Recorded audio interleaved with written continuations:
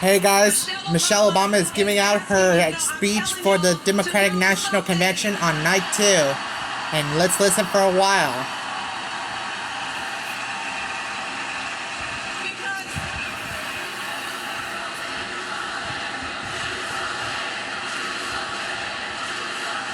Do something, do something, do something, do something. This election is going to be close.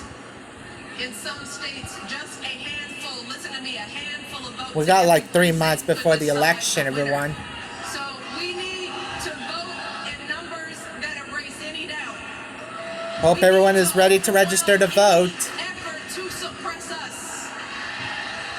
Our fate is in our hands. Our hands. 27 days. We have the power to turn our country away from the fear, division, and smallness of the past. We have the power to marry our hope with our action. With our action. We have the power to pay forward the love, sweat, and sacrifice of our mothers and fathers and all those who came before us. Yeah. We did it before, y'all, and we sure can do it again. Let us work like our lives depend on it. And let us keep moving our country forward and go higher. Yes, always higher than we've ever gone before as we elect the next president and vice president of the United States, Kamala Harris and Tim Walz. Thank you all. God bless. Yeah.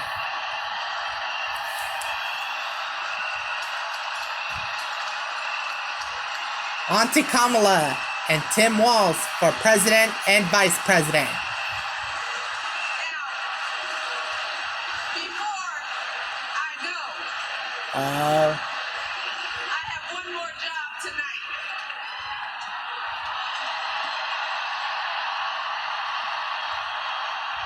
Yeah, one more job.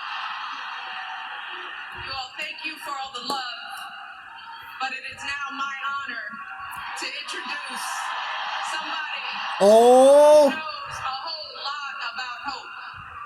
oh, it's gotta be Uncle Barack. Someone who has spent his life strengthening our democracy, and let me tell you, as someone who lives with him, he wakes up every day, and thinks about what's best for this country. Please welcome America's 44th president and the Oh!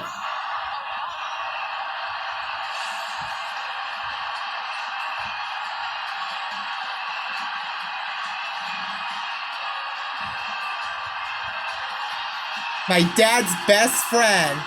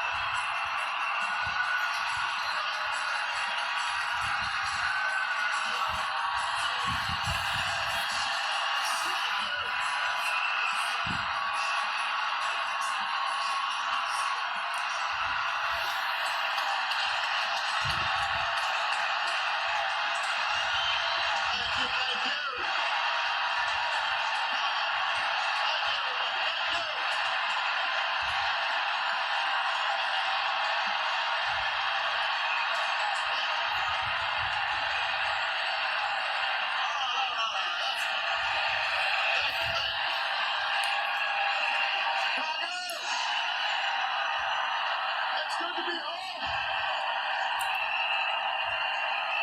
It's good to be home. And I don't know about you, but I'm feeling fired up.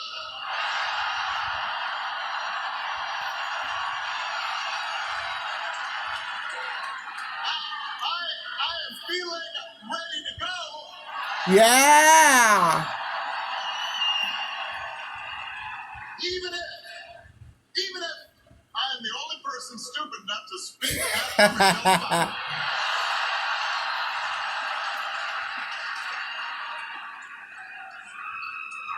I feeling hopeful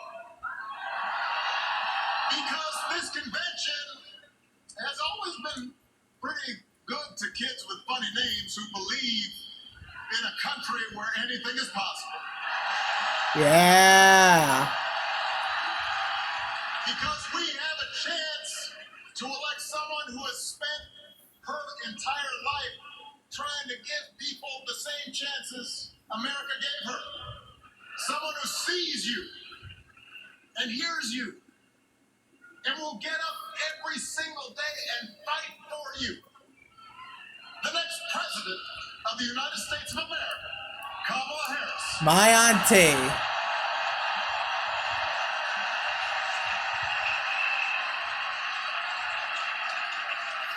It's been 16 years since I had the honor of accepting this party's nomination for president. 16 years. I know that's hard to believe because I have not aged a bit. But it's true. And looking back, I can say without question that my first big decision as your nominee turned out to be one of my best. And that was asking Joe Biden to serve by my side as vice president.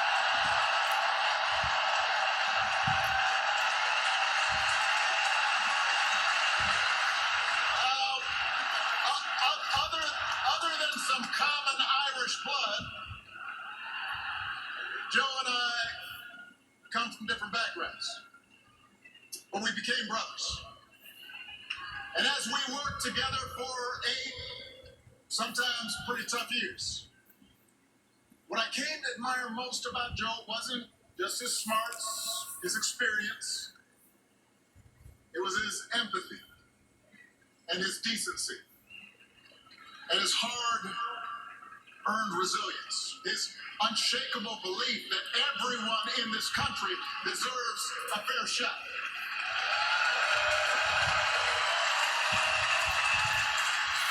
And over the last 4 years, those are the values America has needed most.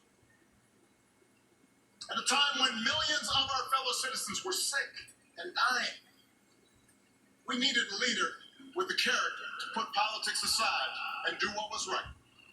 At a time when our economy was reeling, we needed a leader with the determination to drive what would become the world's strongest recovery. 15 million jobs, higher wages, lower health care costs.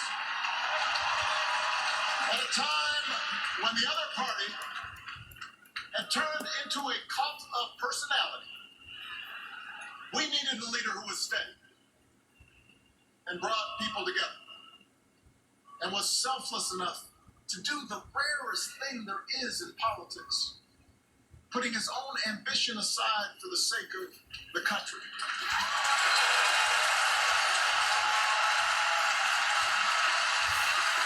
History will remember Joe Biden as an outstanding president who defended democracy at a moment of great danger. And I am proud to call him my president, but I am even prouder to call him my friend. Yeah.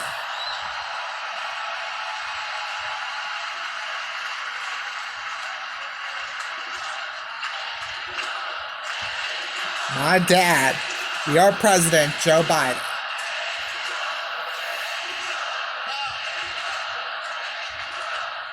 The torch has been passed. Now it is up to all of us to fight for the America we believe in. And make no mistake, it will be a fight. For all the incredible energy we've been able to generate over the last few weeks, for all the rallies and the memes,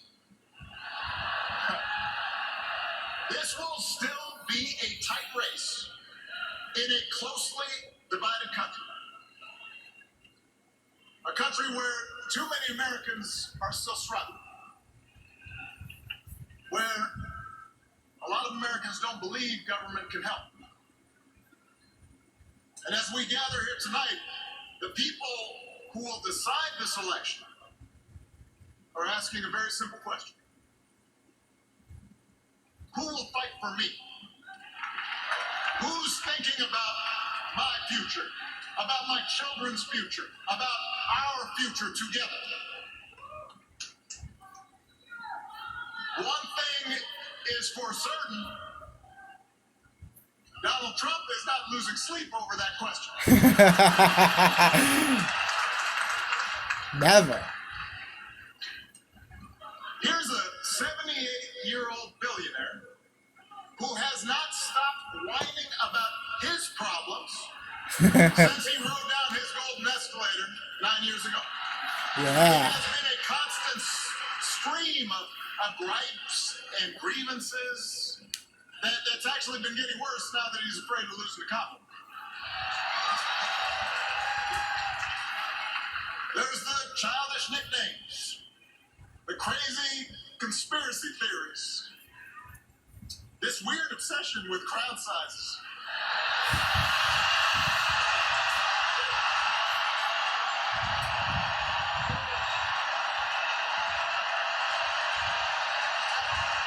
It just goes on and on and on.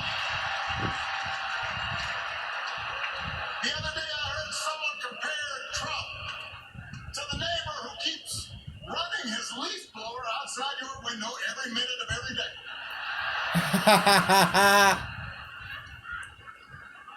Now, from a neighbor, that's exhausting.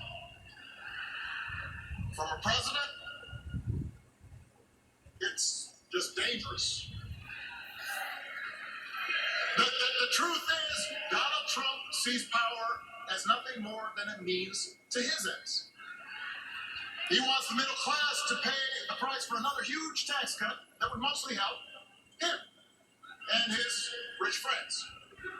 He killed a bipartisan immigration deal written in part by one of the most conservative Republicans in Congress that would have helped secure our southern border because he thought trying to actually solve the problem would hurt his campaign. He doesn't. Do not vote. Screw Trump.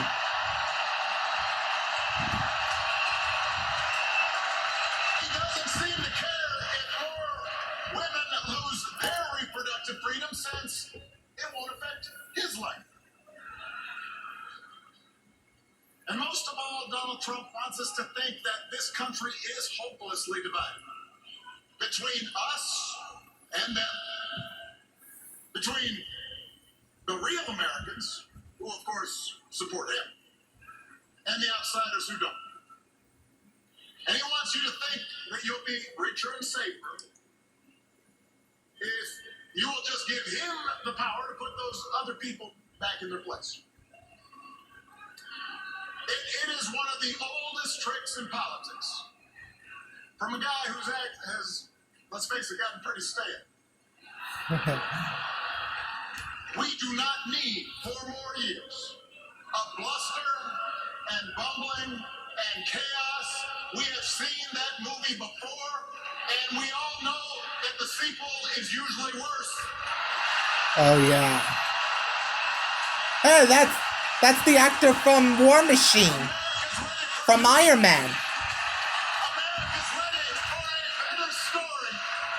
We are ready for a President Kamala Harris. Yeah.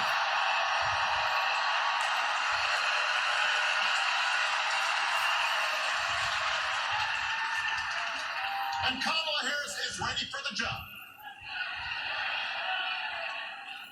This is a person who has spent her life fighting on behalf of people who need a voice and a champion. As you heard from Michelle, Kamala was not born into privilege.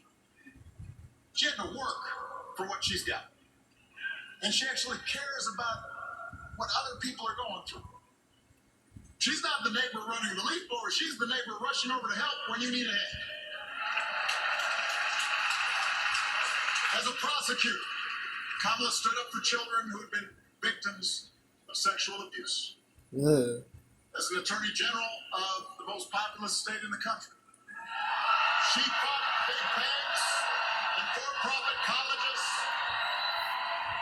securing billions of dollars for the people they had scammed. After the home mortgage crisis, she pushed me and my administration hard to make sure homeowners got a fair settlement. Didn't matter that I was a Democrat. Didn't matter that she had knocked on doors for my campaign in Iowa. She was going to fight to get as much relief as possible for the families who deserved it.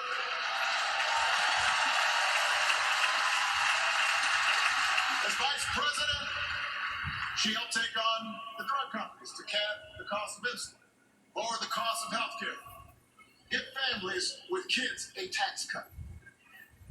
And she is running for president with real plans to lower costs even more, protect Medicare and Medicaid, and sign a law to guarantee every woman's right to make her own health care decisions. Every decisions for women.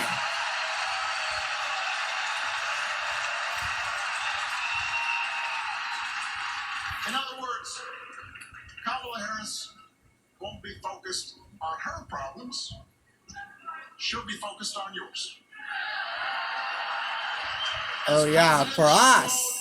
Just cater to her own supporters, punish those who refuse to kiss the ring or bend the knee. Oh. She'll work on behalf of every American. That's who Kamala is. And in the White House, she will have an outstanding partner in Governor Tim Walz. Yeah. Let me tell you something. Let me tell you something. I love this guy. Tim is the kind of person who should be in politics. Born in a small town, served his country, taught kids, coached football, took care of his neighbors.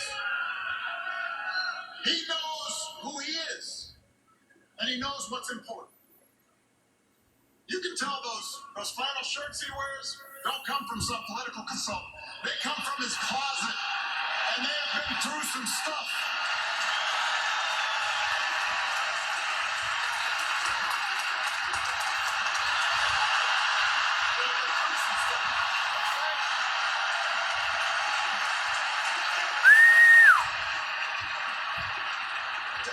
Together, Kamala and Tim have kept faith with America's central story.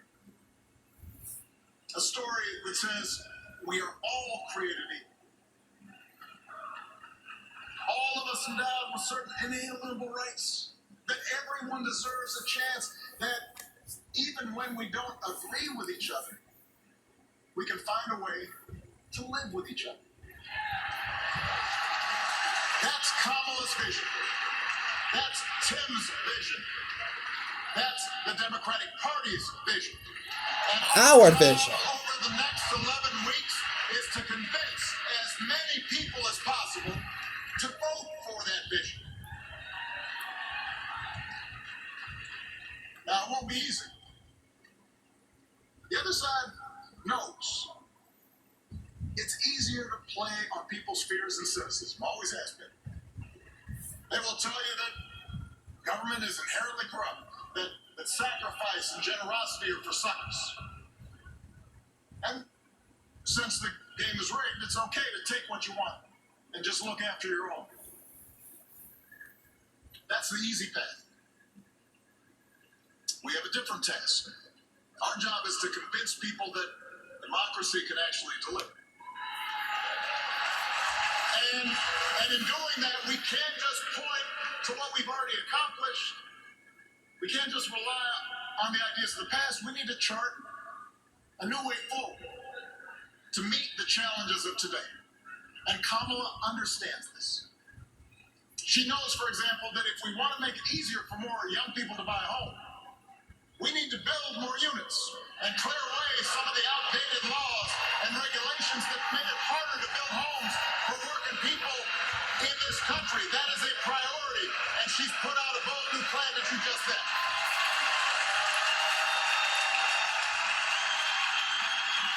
On healthcare, we should all be proud of the enormous progress that we've made through the Affordable Care Act. millions of people access to affordable coverage, protecting millions more from unscrupulous insurance practices. And I've noticed, by the way, that since it's become popular, they don't call it Obamacare no more. I don't know if Obamacare is still available. Kamala knows we can't stop there, which is why she'll keep working to limit out-of-pocket costs. Hope we have Kamala knows Obama that If we industry. want to help people get ahead, we need to put a college degree within reach of more Americans. But she also knows college shouldn't be the only ticket to the middle class. We need to follow the lead of governors like Tim Walz, who said, if you've got the skills and the drive, you shouldn't need a degree to work for state government. And in this new economy, we need a president who actually cares about the millions of people all across this country who wake up every single day to do the essential, often thankless work, to care for our sick, to clean our streets, to deliver our packages. We need a president who will stand up for their right to bargain for better wages and working conditions. And Kamala will be that president.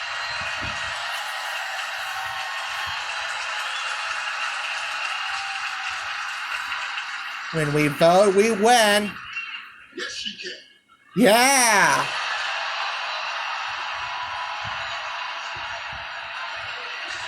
Yes, she can. Yes, she can. Yes, she can. Yes, she can. Yes, she can. Yes, she can. Yes, she can. This administration can help us move past some of the tired old debates that keep stifling progress. Because at their core, Kamala and Tim understand that when everybody gets a fair shot, we are all better off. They understand that when every child gets a good education, the whole economy gets strong. When women are paid the same as men for doing the same job, all families benefit.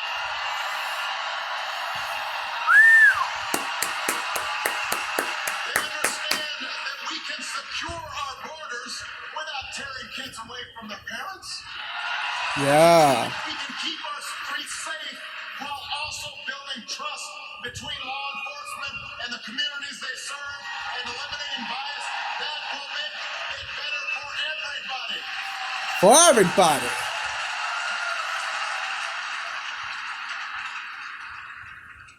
Donald Trump and his well-heeled donors, they don't see the world that way.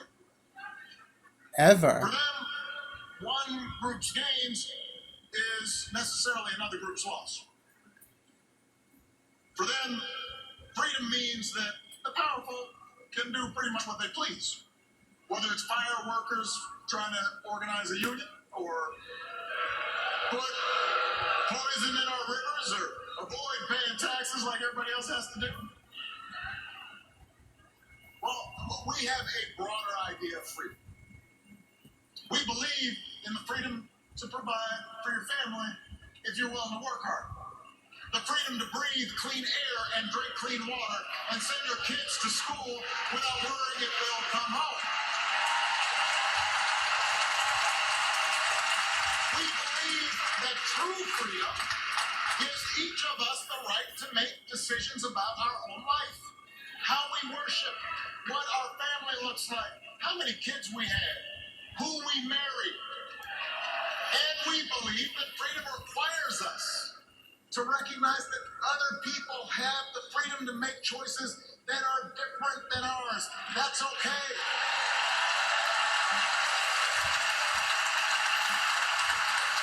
Freedom is ours. That's the America Kamala Harris and Tim Walz believe in. An America where we the people includes everyone. Because that's the only way this American experiment works.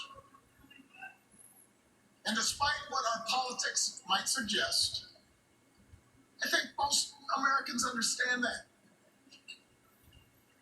Democracy isn't just a bunch of abstract principles and dusty laws in some book somewhere. It's the values we live by. It's the way we treat each other, including those who don't look like us, or pray like us, or see the world exactly like we do. Agree.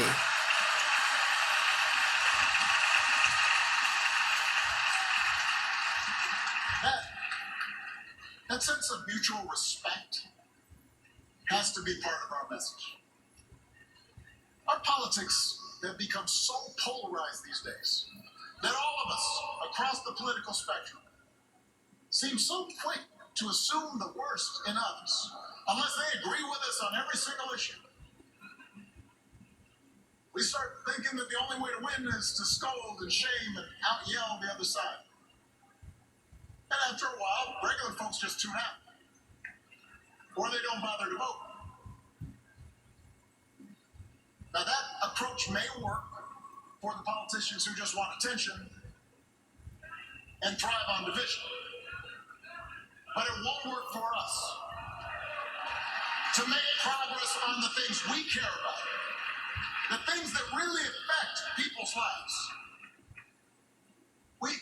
we need to remember that we've all got our blind spots and contradictions and prejudices, and that if we want to win over those who aren't yet ready to support our candidates, we need to listen to their concerns and maybe learn something in the process.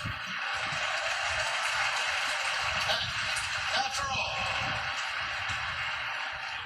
if a parent or grandparent occasionally says something that makes us cringe, we don't automatically assume they're bad people. We recognize that the world is moving fast, that they need time and maybe a little encouragement to catch up.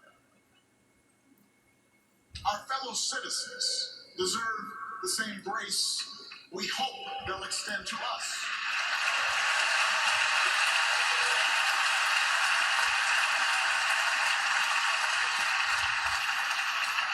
That's how we can build a true democratic majority. One that can get things done. And by the way, that does not just matter to the people in this country. The rest of the world is watching to see if we can actually pull this off. Really watching. No nation, no society has ever tried to build a democracy as big and as diverse as ours before. One that includes people that over decades have come from every corner of the globe. One where our allegiances and our community are defined not by race or blood, but by a common. Alright, if you guys like this video, please make sure you subscribe, drop a like, and comment below. And make sure you also follow me on X, Facebook, and every and on turn notifications so you never miss a video. And I'll let you see the rest of Obama's speech until my camera is out of storage. See you on the next video soon, everyone. Hope you enjoy this. We shouldn't be the world's police, and we can't eradicate every cruelty and injustice in the world. But America can be and must be a force for good. Discouraging conflict, fighting disease, promoting human rights, protecting the planet from climate change, defending freedom, brokering peace. That's what Kamala Harris believes, and so do most Americans.